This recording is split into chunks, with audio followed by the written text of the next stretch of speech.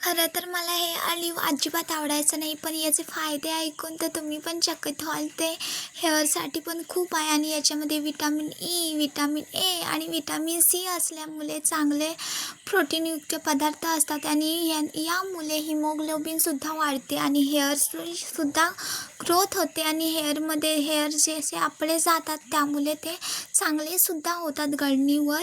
म्हणून मी याची रेसिपी तुमच्यासोबत शेअर करण्याचं ठरवलं. तर यासाठी मी थोडंसं गूळ घेतला आहे आणि मग मी आणि थोडीशी दूध पावडर घेतले. तुम्ही हवं असलं तर दूध घेऊ शकता. मी दूध पावडर घेतले आहे आणि मी चिक्कीचा गूळ घेतला आहे आणि मग त्याला मस्तपैकी मी तेल नाही टाकलं आणि ऑलिव्ह 5 मिनटं बनवायच्या अगोदर पाण्यात त्याला भिजसं घालायचं आणि त्यानंतर मी एका कढईत ते सगळं गुलाला चांगला फेस आला की मग त्यामध्ये ऑलिव्ह टाकायचे.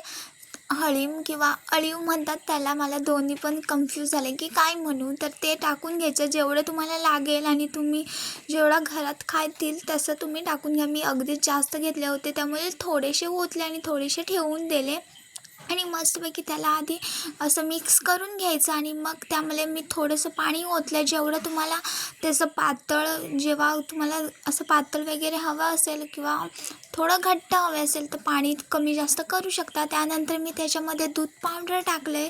तुम्ही माझ्या ऐवजी, पाण्याच्या ऐवजी तुम्ही दूधसुद्धा वापरू शकता, पण माझ्याकडे दूध काही घरी नव्हतं त्यामुळे मी दूध पावडरचा वापर केला आहे. तरी दोन्हीचा टेस्टला सुद्धा चांगलं लागतं आणि शेवटी आणि जेव्हा टेस्टला चांगले होते ते म्हणजे थोडंसं चवीपुरतं मीठ टाकलं आहे आणि ह्याला मस्तपैकी अशी चांगली 2-3 वेळा उकळ आणून द्यायची. आणि जे पदार्थ मला अजिबात आवडायचा नाही, तुम्ही माझ्या मोठ्या व्लॉगमध्ये बघितलं सुद्धा असेल, मी हा हळीव खाताना खूप रिॲक्शन बघितलीच असेल, तर ही आत्ता तरी खूप सुंदर लागते. तुम्ही पण करून बघा.